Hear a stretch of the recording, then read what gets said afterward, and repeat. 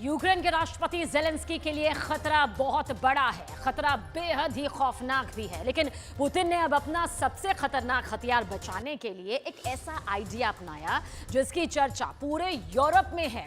और बाइडेन भी हैरान है कि पुतिन आखिर ऐसा फैसला कैसे कर सकते हैं। अगले एक हफ्ते में अगर पुतिन का ये आइडिया फेल हो गया तो जेलेंस्की बहुत बड़ी मुसीबत में फंस जाएंगे।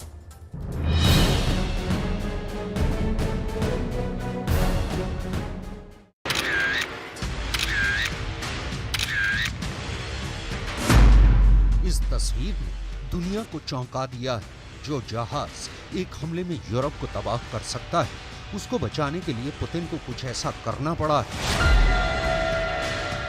कि बाइडेन भी हंस रहे हैं, ऋषि सुनक भी खुश हैं, मैक्रों भी ठहाके लगा रहे हैं। जेलेंस्की का मूड तो पार्टी देने का है, क्योंकि वो पुतिन की टेंशन से बहुत बहुत खुश हैं।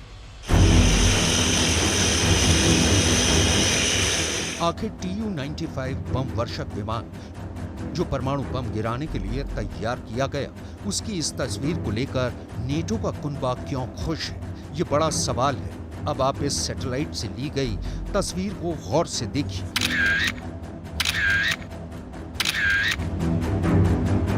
इस फोटो में आप Tu-95 बम वर्षक विमान के विंग्स पर रबर के टायर रखे हुए देख सकते हैं। ये वाकई बहुत अजीबोगरीब तस्वीर है। सवाल है कि आखिर Tu-95 बम वर्षक विमान के विंग्स पर टायर क्यों रखे गए हैं, इसका मकसद क्या है? तो जवाब है ये ड्रोन, जो जेलेंस्की के छापामार युद्ध का बड़ा हिस्सा है। इसी ड्रोन से रूस में कई हमले किए गए हैं और अब खास तौर से इस UJ-77 ड्रोन को यूक्रेन में एयरफोर्स किलर के नाम से लोग जानने लगे हैं।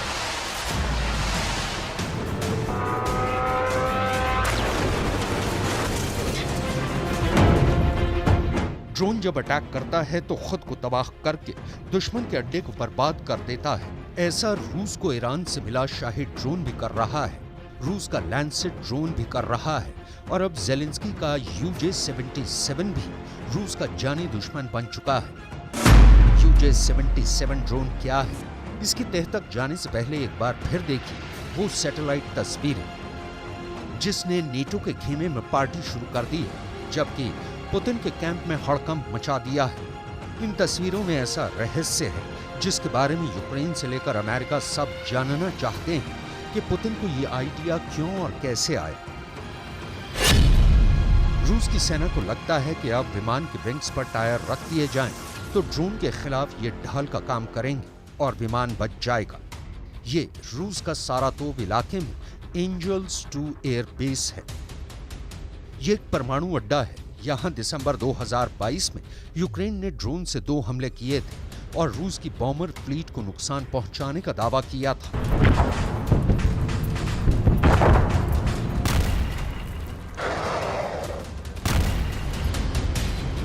सारातोव में एंजल्स एयर बेस पर पुतिन के बहुत ही खतरनाक Tu-95 परमाणु बॉम्बर तैनात है। इस जगह से यूक्रेन क्या पूरा यूरोप डरता है। अमेरिका भी इस एयर बेस पर अपनी सैटेलाइट से 2400 घंटे नजर रखता है।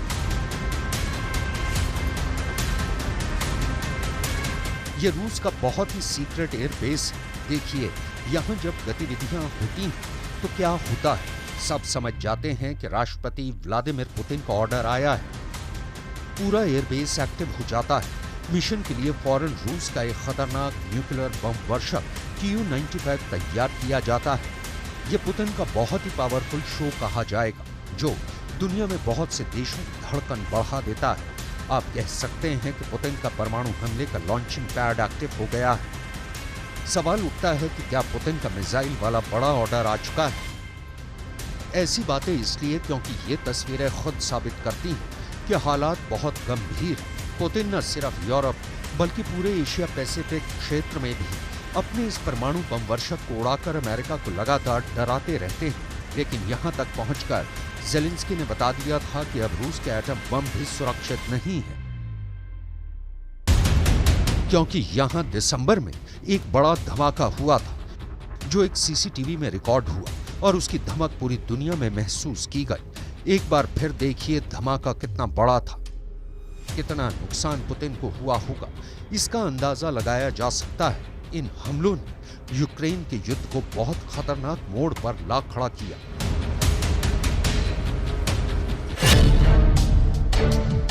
आपको इस मैप को ध्यान से देखना होगा। यहाँ यूक्रेन भी है, रूस भी है। दिसंबर 2022 में यूक्रेन के टारगेट बने रूस के 2 मिलिट्री बेस, एक है रयाजान में जो यूक्रेन की राजधानी कीव से 800 किलोमीटर दूर है, और दूसरा है सारातोव जो कीव से 1100 किलोमीटर की दूरी पर है।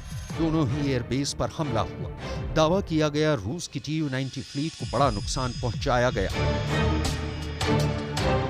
सारातोव के इस एयरबेस से Putin Tu-160M black jack bomber भी ऑपरेट करते हैं, और Tu-95 जैसा बड़ा बम वर्षक तो वो है ही। ये पुतिन के लिए बहुत ही कीमती हथियार है। देखा जाए तो यूक्रेन में चल रहे युद्ध में जब मिसाइलों और रॉकेट की बरसात ने ज़ेलेंस्की को दहशत से भर दिया है, तब रूस में ऐसे हमले हो रहे हैं जिसने पुतिन की नींद भी उड़ा दी है, क्योंकि पुतिन को अपने परमाणु बम वर्षक के लिए नए एयरबेस का इंतजाम करना पड़ा। अब यही हालात रूस के कई एयरबेस पर दिखने लगे हैं। अब विमान के विंग्स पर गाड़ियों के टायर रखकर रूस की सेना धमाके से असर को कम करना चाहती है। अगर यूक्रेन की तरफ से ड्रोन अटैक हुआ तो नुकसान कम से कम हो।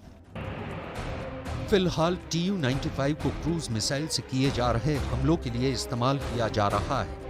पुतिन इस वक्त अपने बड़े बड़े बम वर्षक विमानों से यूक्रेन पर हमला कर रहे हैं, और इनमें Tu-22 भी शामिल है, और Tu-95 ऐसे विमान कई टन बम लेकर चलते हैं और फिर यूक्रेन पर ऐसे बरसते हैं कि जमीन पर कुछ नहीं बचता।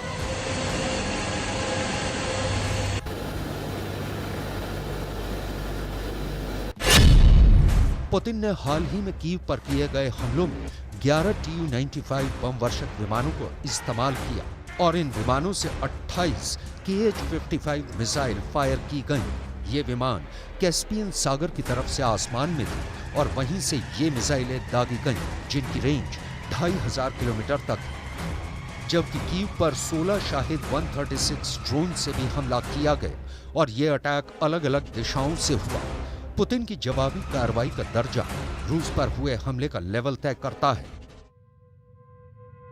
और इस लिहाज से सितंबर का महीना तो ज़ेलेंस्की के लिए बहुत खूनी रहने वाला है, क्योंकि अगस्त में ही ज़ेलेंस्की ने पुतिन को नुकसान पहुंचाने वाले 2 बड़े मिशन अंजाम दिए हैं।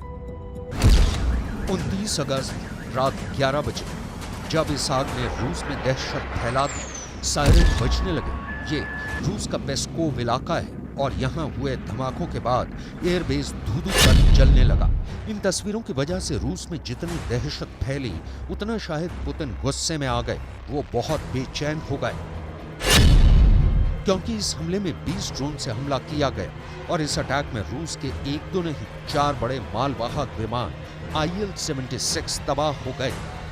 ये वो विमान हैं जिनसे यूक्रेन के मोर्चे पर रसद पहुंचाई जाती थी, और सैनिकों को पैराड्रॉप भी किया जाता था। इससे पहले 19 अगस्त को रूस के सेल्स्की एयरबेस पर बहुत बड़ा हमला हुआ था, और तब रूस के स्ट्रेटेजिक बम वर्षक विमान Tu-22M3 को ड्रोन अटैक में तबाह कर दिया गया था। तब इस तस्वीर ने पुतिन को बहुत बेचैन रखा। 24 घंटे के अंदर पुतिन की तरफ से जवाबी कार्रवाई का इंतजार होता रहा।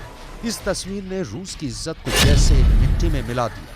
इस तस्वीर को देखकर पुतिन बार बार पूछते रहे कि इसका जिम्मेदार कौन है और उसे क्या सजा दी जाए। इस तस्वीर को रूस ने दुनिया से छुपाने की बहुत कोशिश की, लेकिन इतने एंगल से यह तस्वीर वायरल की गई कि रूस की बहुत फजीहत हुई।